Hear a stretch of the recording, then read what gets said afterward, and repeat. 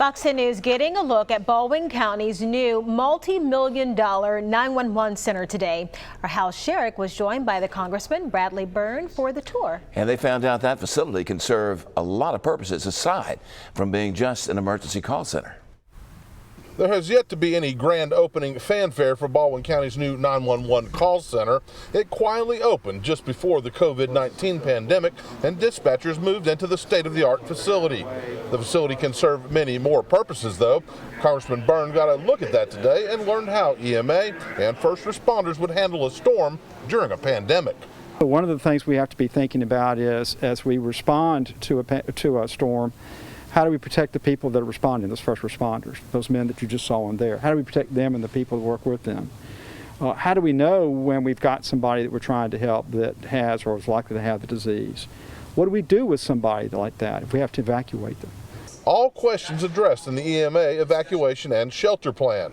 Officials with EMA want the public to stay informed and prepared. We're going to prepare regardless, because we know that it only will take one storm to change the landscape of our community. So we want people to prepare and take each and every season very serious. But we are at a heightened awareness, considering we are in a very active time of year for hurricane season. Aside from housing emergency dispatchers, the 911 center has other important features. There are training rooms, dormitories, an exercise room, and dining facilities to serve emergency personnel during extended stays.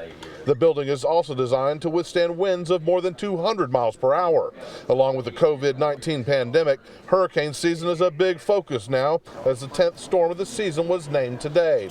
After seeing both the EMA and 911 facilities, Byrne says he's confident the county's prepared to follow its emergency plans. Now, the last 2 months, I've had that 3 months, I guess now, we've had the opportunity to see how they've matured it.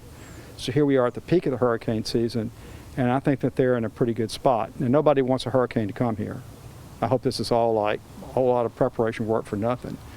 But at least it's comforting to know if one does come here, that's been thought out, they have the resources, they know what they need to do, and they're prepared to do it. That was our Hal Sherrick reporting. By the way, that building sits on 33 acres of land. They broke ground back in 2017. Now, construction was supposed to be completed by the summer of 2018, but a lot of delays pushed that opening back nearly 2 years.